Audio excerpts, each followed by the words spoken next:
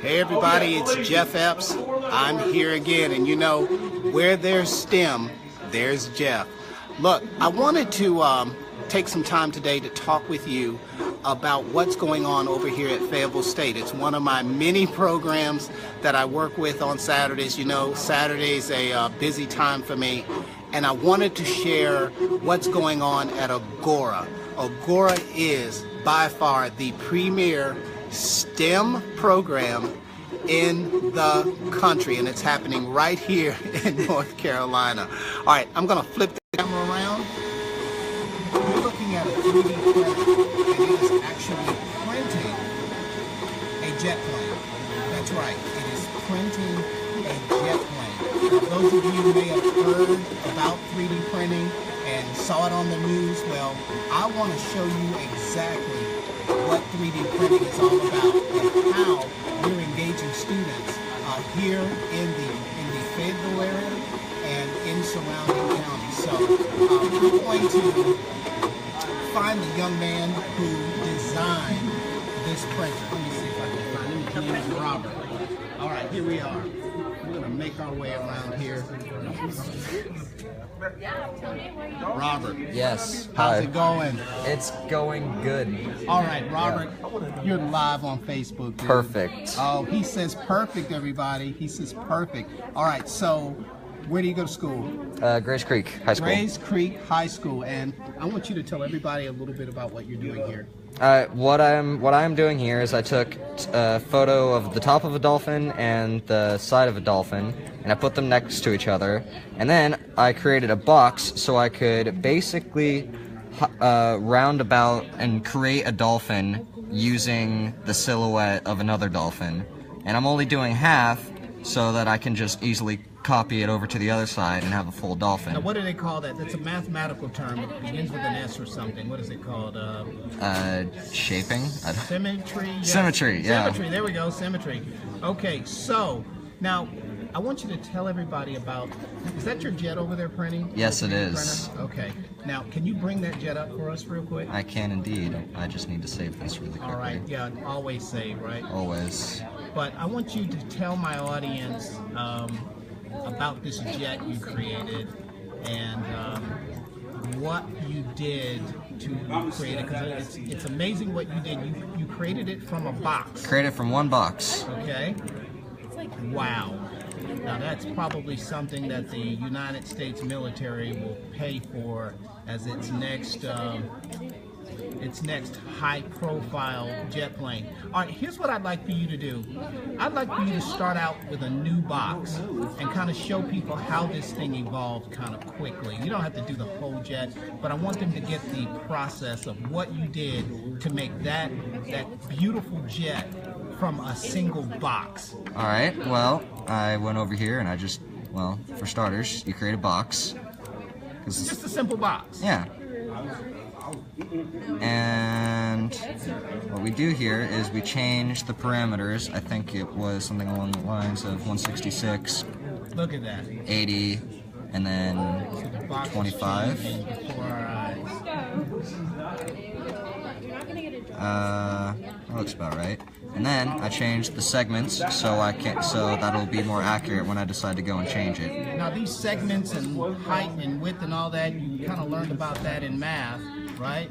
No, I learned about it in a course that I took in school called Scientific Visualization. Scientific Visualization, and what do you learn in that class? We learned basic design techniques and how to use 3ds Max.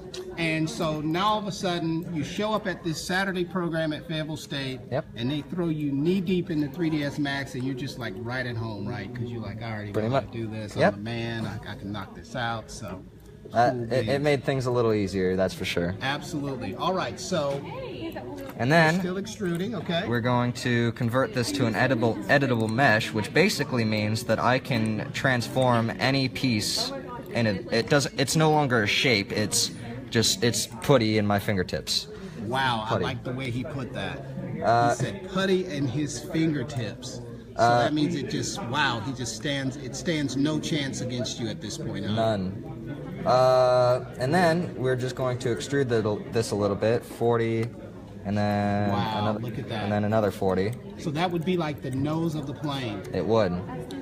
And then I can make the nose a little bit smaller by scaling it.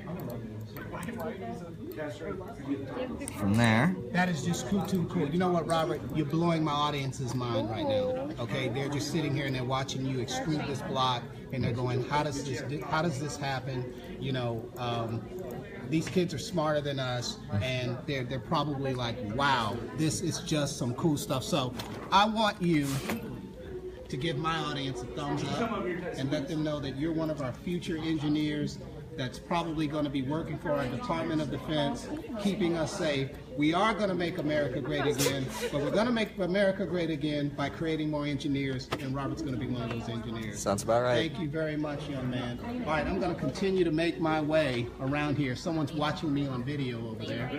Okay, so let's make our way back around and let's see how this jet's looking. All right, so this jet plane is still printing. This is Robert's jet plane printing on a 3D printer. So, folks, this is about going from the physical world, from the digital world to the physical world. It's going from a concept to digital to physical. And they have a term for that. That term is engineering. And that's what we're teaching students here at Fayetteville State. All right, so we're going to walk our way around the room here real quick. And if you come right here, he can show you to cut it. I want to quickly introduce everybody to a past student of Richmond Senior High, because I've got some Richmond folks online right now. I've got Julia Bullard. I got Dr. Robert Beck online from Richmond County. I wanted everybody to get an opportunity to see one of Richmond County's own, what's your name? Tyreek Thompson. Tyreek Thompson. He went to Richmond Senior High. He took scientific visualization, right? Yes, sir. So tell me what it feels like to be in a room teaching kids what you learned in high school. Feels pretty great, and something that I never thought it would happen to me. And honestly, I have many steps to think for it. And honestly, it helped me get back into it, because while I was in college, I wasn't able to dabble into it like I did back in high school. But through this, I was able to get back into it and just brought up past memories that I found I really enjoyed. Fantastic. And what are you studying here at Fayetteville State? I am actually a double major in geography and intelligence studies with a minor in GIS, and my goal is to be a geospatial intelligence analyst. A geospatial intelligence analyst. So you're going to be working for the Department of Defense as well, keeping track of all those people out there trying to do bad things. Yes, sir. Keep up the great work, young man. Thank you. All right, so real quick, I'm going to come over here. We've got a couple more Richmond County students, because I've got some Richmond County people online. Dr. Robert Beck, Julia Bullard. All right, young man, what is your name? Colin Goodwin. Colin Goodwin. You go to where? Richmond Senior High. Richmond Senior High School, and you are a 10th grader. And what are you working on today? Right now, modeling a dolphin. This is my side view right here. You can see the front of the dolphin, which is this right here. And I want to put this in a 3D printer, but I have to finish modeling first. All right, see, folks, everybody wants to print in 3D, and that's a great thing. So we've got our students working hard here. All right, Colin, keep up the great work. And I have Mr. Kevin Campos, right?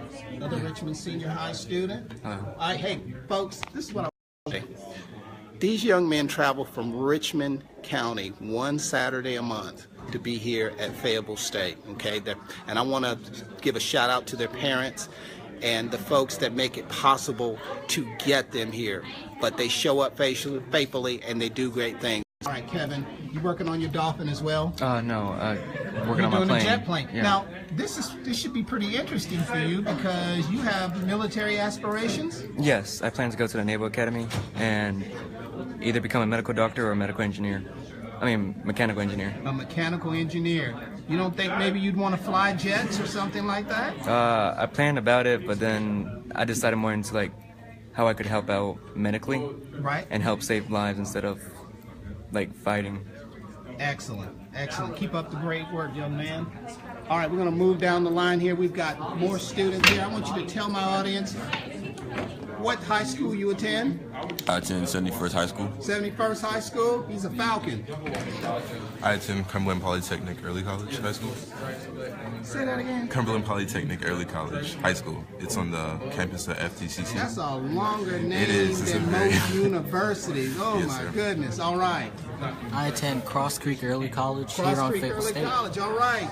I attend Southview High School. Tigers. I attend 71st High School. Another Falcon. Katie Sanford. Bulldogs. I'm a Bulldog, y'all. I go to Jack Britt. Jack Britt. Buccaneers. Got them Bucks. Them Bucks. And we won't look at, what's your name again? Erica Bullard from Richmond County. What high school? Jack Britt. Jack Britt. Jack Britt. Oh, Mr. Castro, he's a Buccaneer. Who's this guy? Mr. Osborne. All right, we're coming down the line. Massey Hill. Massey Hill. Southview. Southview. Douglas Bird. Douglas Bird. Douglas Bird. Yeah, Richmond. Terry Sanford. Terry Sanford. That's what's up. Pine Forest, Pine Forest. a private school called Bell Praisium. It's Hey, a private- Christian academy. You the man. Hope County High School. Hope High. Hey, my son goes to Hope. He's a Buck.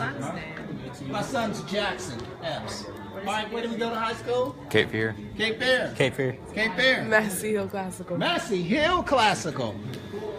You know, Massey had a different reputation. Fayetteville State. Yes. Fayetteville State. Ross. Reed Ross. Reed Ross. Reed Ross. Reed Ross. Cumberland Polytechnic. Yeah, that long name of high school. Terry Sanford. Bulldogs. Reed Ross. Reed Ross. Grace Creek. Greg's Creek. 71st. 71st Falcons. Bird. Douglas Bird. Smith.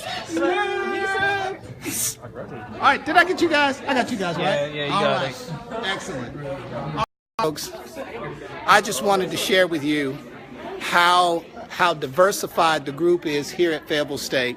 This group of young people, they take the time on Saturday to come here and learn about STEM, technology, and how it applies to the real world. This is a grant made possible by Fayetteville State. If you are interested in starting a similar program in your neck of the woods, in your neighborhood, contact us. This is what we're going to need to take our students to the next level. All right, so real quick, let's go back there and take a look at the sprinter. That jet's coming along. It's got approximately 19 minutes to finish, and it's going to finish on time. But this is how we introduce our students to engineering. It's about bringing concepts into the real world. All right, so we're gonna walk next door because I bet you thought this was over, but it's not over. It's just beginning. This is our 9th grade cohort. These are our 9th graders that have been exposed to computer programming for 64 hours. Okay, by the time this is finished, they will have been exposed to computer programming for 64 hours. Okay? They are learning to program in Python. They use this time to solve real-world problems. So we're going to come in and we're going to talk with a group of young ladies here. All right. Hello. Hello. You're now live on Facebook. Okay. You are live on Facebook. So tell us what you're learning today. Oh, first of all, where do you go to school? Jack Britt. Jack Britt. Jack Britt. Buccaneers. All right. So tell us what we're looking at on that screen. This is the code for, like, what we're trying to do is make a number game using only the graphics window. Okay. And, like, we're still trying to figure it out. So it's not quite right yet, but you've got the code down, so you're trying to debug it, I guess, find out where all the errors are. So tell us, how has this helped you in the classroom? Well, this has kind of helped me because I'm kind of like learning something new. And hopefully this will help me in the future because I hopefully want to become an engineer. And this coding will probably help me with like computer sciences and stuff. Right. Now, let me ask you something. Do you find yourself thinking a little differently now that you've been exposed to computers? Do you kind of think like, things that used to be abstract, they're not so abstract anymore, right? Yes. Now, are you taking Algebra 1 yet? Right? You taking Algebra 1? We took Algebra 2 honors. Excuse me. Algebra 2 honors. Okay, so you just kind of like blew it out of the water. And like now, but can you see some algebraic type stuff happening here? Definitely. Absolutely, yeah. So if someone asks you how does algebra apply to the real world, you're going to be like, it applies to coding, computer programming. Yeah. All right, thank you, ladies. You're doing a great job. All right, so we've got more students. Where's the ones on you? Let's see if we can come on in and talk to some of them here. Let's see. These gentlemen are like, I hope he doesn't come talk to us. But that's where I'm going. All right, guys, what's happening? Hello. Tell me what's happening. What are we working I'm kind of on? in between assignments. I'm trying to debug my code. Okay. Because it's supposed to be a more complicated version of a guessing number game we made at the second meeting of this. This one uses buttons though instead of just a black screen where you have to type it in. This one you get to choose. You get to choose what the maximum number is, and you have to guess the number. Okay. So like here, once it loads, it should just let me type in a number below 20. It'll tell me if I'm too high, too low, or right. Okay. And then if I'm too low, it'll tell me that, but it's already telling me that. It's so calling you a slacker. Yes. You programmed it to call you a slacker? Yes, sir. All right, cool. His works. Both of theirs work. Actually, mine. Yours works, Antonio? Yes? Yeah? What's that supposed to mean? Yours actually works? I didn't mean actually works, but I mean just yours works? Yeah. All right, so have you guys been collectively working on this, sharing ideas, right? Sort of. Kind of. Okay, all right. He's been sharing mostly. He's been sharing mostly, but you know that's a workplace skill. Okay, that's what people do in the workplace. You know, you collaborate and you do things together. So, all right. So show me, Antonio, what's going on here. You hit start and put the, I say 20. Okay. And you begin, and it shows you the guesses you've made between 1 and 20. 15. I'm too high. Retry. 6. Too low. Okay. And you just keep going until you get it right. All right. And then good job. All right. So now show us the code and kind of tell us what it does. All right. So up at the top, right? So we're starting out, and then what is that? Control button click equals button down. What in the world does that mean? What does that mean? It's telling you to the sub right here. It goes to that, which is where I put all the stuff. Like if you were to click start, then it would go to math GUI, which is so when you click that button, it goes to that subroutine. Yeah. Gotcha. All right, so you guys are actually programming a story, so to speak, right? All right, excellent, gentlemen. All right, folks. So I want to thank you for joining today, but real quick, because I see I've got some educators online. You know, what we just saw with Antonio is basically how students write a story, but they're writing a story that can be understood by a computer. And this is what I truly believe. I truly believe that if you can expose a student to coding for just 64 hours, okay, it will change their educational paradigm.